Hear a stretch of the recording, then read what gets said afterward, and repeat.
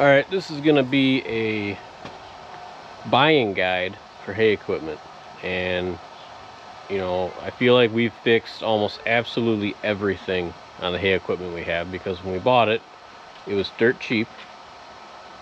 And everything's broken on it pretty much. So I feel confident in being able to tell you guys what you should really look for if you're buying some cheap hay equipment and you don't want to be fixing it all the time. Which, cheap and fixing it all the time, it's just going to happen. I mean, it's almost like there's no getting away from it unless you find an old retired farmer that, you know, took care of his stuff and really wants to see it go to some good use, you know. So here's your buying guide, things you should check when you're looking at used hay equipment. We're going to start up here at the front. You're going to check all your U-joints. There's a lot of U-joints on these things. And really all you're going to do is just kind of rock them back and forth like this and look for play between the two caps, I guess. If you see any wiggling in there, you know you're going to have to put some U-joints. So you're going to want to check all of that stuff, because you know U-joints, 20 bucks a piece. These spin slow enough that usually you don't have an issue with these, and there's a bushing in there you can replace, but you know, it's a good idea to make sure it's not all slapped out. You want to check your cylinder, make sure your cylinder's not leaking. You want to check your hydraulic hoses over and see how old they are. Some of them have 2, some of them have 1. I mean, you really only need gravity to let the thing back down, but check them over good. See if the fittings are in good shape. See if they're going to fit your tractor, because hydraulic hoses get expensive very quickly. I mean, nowadays you get a set of hoses that are, you know, 10 or 12 feet long, or however long these ones are, and you're talking between $100 and $200. I mean, just like that. So all the little stuff adds up. You really gotta watch. If you're buying a New Holland like 488 or 479, I know for sure the 479, the wobble box belt is not exactly easy to change. You have to take a bunch of stuff apart. And if it's old and rusty, that's going to be kind of a task. So make sure you look at the belt really good. It's a pretty big belt. You can see this one's actually starting to get some cracks in it. But make sure there's no flat spots in it. Like, you know, the cutter bar stopped and the Haybine kept going and it put a flat spot in the belt. Make sure your idler's good. When it comes to running the machine, make sure you don't have a bunch of knocking coming onto your wobble box. These are expensive. It's really just 4 bearings and like an oblong shaft that actually moves this pitman arm back and forth. But make sure that you don't have any weird knocking. It's a good idea to see if there's any grass in here. I got a bunch of grass in here I gotta pick out, because that's not good for it. There's a bushing down here for the cutter bar. It's basically like a control arm bushing on a car. You want to make sure that that's in good shape and that this is not knocking back and forth on this bolt here. Those are like 50 or 60 bucks, so if that's loose, it's not a huge deal. It's kind of almost a maintenance item. Moving on to more important things to look at though, is take a good look at your cutter bar. You know, get down at eye level with it and make sure it's not all bent up, because if they nailed a rock or something and they bent the entire frame of this thing, your cutter bar is never going to be right. It's always going to bind, or you're going to have a high spot in the grass, and that's not something that's easily fixed. So that's something you really want to, if you see that, I'd recommend walking away from it unless you plan on doing some major renovations. On these 479s, if this cutter bar is not cleaned out here, you can see mine's already got some plates welded up in here. They rot out right here, all along where the wet grass sits, and it basically just turns it into Swiss cheese. So make sure there's no grass in there, make sure that there's no holes. Moving along to the side here, take a good look at how this sheet metal is, because if this sheet metal is nice and straight, it can give you a good indication on how well the equipment was taken care of. Because if something's gonna get rammed into a fence post, it's this. Ask me how I know. Take a good look in here though. If this belt's bad, it's not a big deal. They're pretty easy to change. Make sure check this chain out. Look at the sprockets. Make sure the teeth aren't all worn. These are a little wore down, but they're still okay. Check this. This is actually one of the adjusters for the tension on the crimpers. You can see I got a bunch of metal welded in there, and that's because that, at least in my case, when we do thick heavy hay, is prone to bending.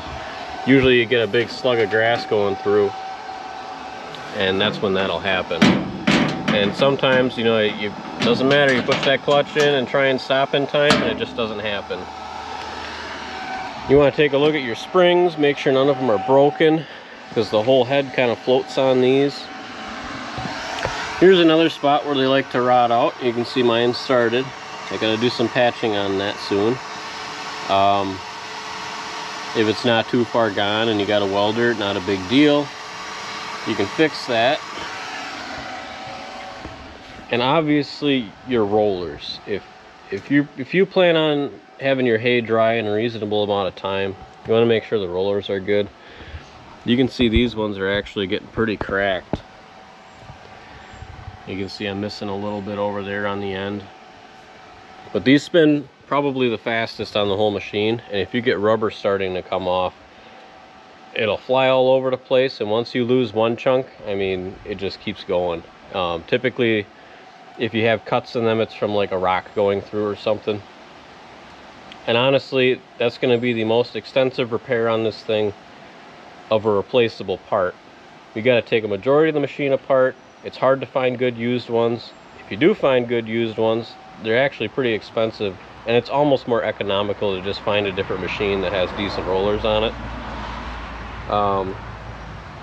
Obviously check your tires, make sure your tires hold air, make sure they got decent amount of tread. You can see this one's good over here. This one's like a racing slick. I also think we have a alignment issue, but you know, whatever, it's a Haybine.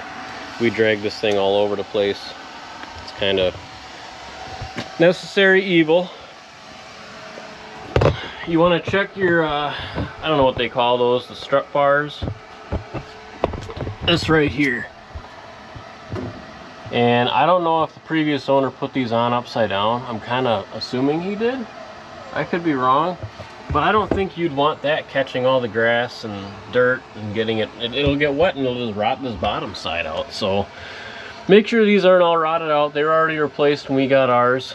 You know, that kind of keeps the head steady. You need those. You can't do without those.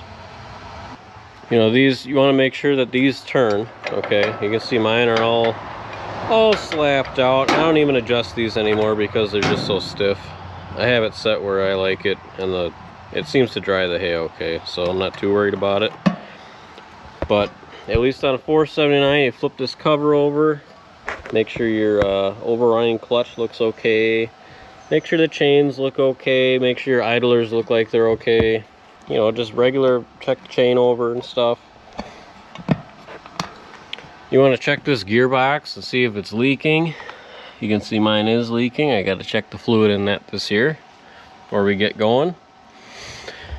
And the one gigantic thing that you really want to look at, because your entire Haybine will pretty much come apart if this is rotted out, and it happened to me. I was able to fix it at least. If you look under here, you can see I got a triangle piece of diamond plate welded all along poorly, because I cannot overhead stick weld for the life of me. But I got it welded on the top too, so it's not going anywhere. But that'll actually cause this whole tongue to come off like this. And it did happen to me when we were mowing hay. All of a sudden I watched the Haybine just kind of take off in its own direction, and the tongue stayed over here, and I'm thinking, well, what the heck's going on here? And fortunately, I'm pretty sure I was able to get it home. I don't know if I ratchet strapped it I don't know what I did to get it home, but I got it home, or maybe it wasn't broken enough to the point where I couldn't at least get it home. I got it home. I put a block behind the one tire over there, and then I just backed up, and it was able to actually kind of push it back together, and I was able to add that plate on there. So that's pretty much everything that I think you should have to really look into. I mean, they're not super complicated, but when you're buying something like this, take your time, look it over. If the guy that you're buying it from is willing to hook it up to his tractor and let you hear it run, do it, because you might hear something, you might hear a wobble box that's knocking. You could save yourself a ton of money, a ton of time by just not buying a bad piece of equipment. One other thing too, these New Hollands are notorious for, is these roller bearings will seize up, and it'll actually snap this whole arm here off. Let me see if I can find the one that I had to fix. Yeah, it's this one right here. So fortunately, I was able to find a parts Haybine, and what I ended up doing is I just cut the shaft here and I welded on a new entire piece here. But you definitely want to check that, because if one of these is broken, these won't. This is actually a gigantic cam plate, so these actually move like this depending upon where the arm is. Let me see if I can get you in there. Yeah, so see how it's not round here, it's straight. So what that cam plate does is when the arm gets up to about the rollers, it kind of backs off while it comes up so that the teeth don't actually get stuck in the rollers. And it's basically trying to kick the grass through the roller. That's what makes the grass come flying out. The cutter bar doesn't actually do any of that. The cutter bar just kind of cuts it like a scissors, and it lays there if there's nothing to push it through. So make sure you have these, because if you're missing one, it'll work without one, I'll say that, but you will have like a speed bump of grass like every time the reel goes around. And if you go slow enough, it's not that big of a problem. But if you're going for speed, and I mean, when you're doing hay, everybody's going for speed, you're gonna want all four of those working so you don't have a speed bump of grass everywhere you go. I mean, who wants to look at that? Especially by the road. Nobody wants to be that guy, right? We're already that guy. We have this clapped out thing. One other thing you should check is there is a this determines the size of your windrow. So you want to make sure that these things work properly. You can see, you want to make sure it moves up and down. These are pinned in. You can see I gotta get a new one here. This one actually fell out. I wonder how long that was like that. But make sure it moves, because if you got wet conditions, you want to spread that windrow out. If you got, you know, very short hay and you got dry days, you want to narrow that windrow up so it's easier to work with. You want to make sure that stuff kind of moves, because that is all stuff that you're going to be adjusting, pretty much depending upon conditions, which can change constantly.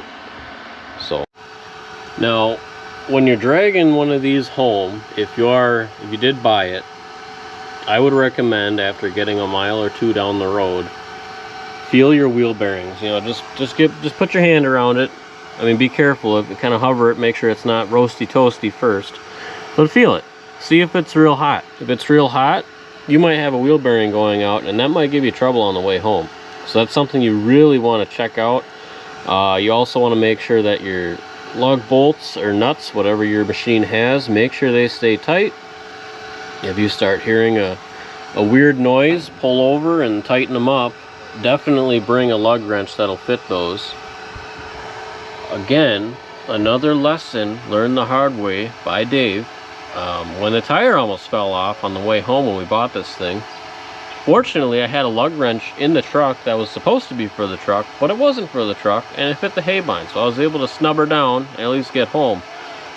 But I destroyed the rim, so make sure you check your lug nuts and make sure they stay tight to avoid any kind of issues. You know, you don't want your tire taking the fast exit off the road. Hopefully that helps you guys out. Like I said, we've pretty much learned it the hard way. You know, being in your early 20s and going, oh, I'm just gonna drag some of this stuff home and see if we can cut some hay with it. We learned a lot, I'll say that. We definitely learned a lot. So save yourself some headache though, especially if you're just starting out, you know, you don't want to be fixing this stuff constantly just while you're trying to figure out homesteading as it is. So I hope you enjoyed the Haybine buying guide, and if this video helped you, drop a like. If you like seeing stuff like this, drop a comment, let me know, and I'll make some for the other equipment too. I might do that anyways. As always, if you've been here before, thanks for coming back. If you're new here, we're happy to have you, and we'll see you next time.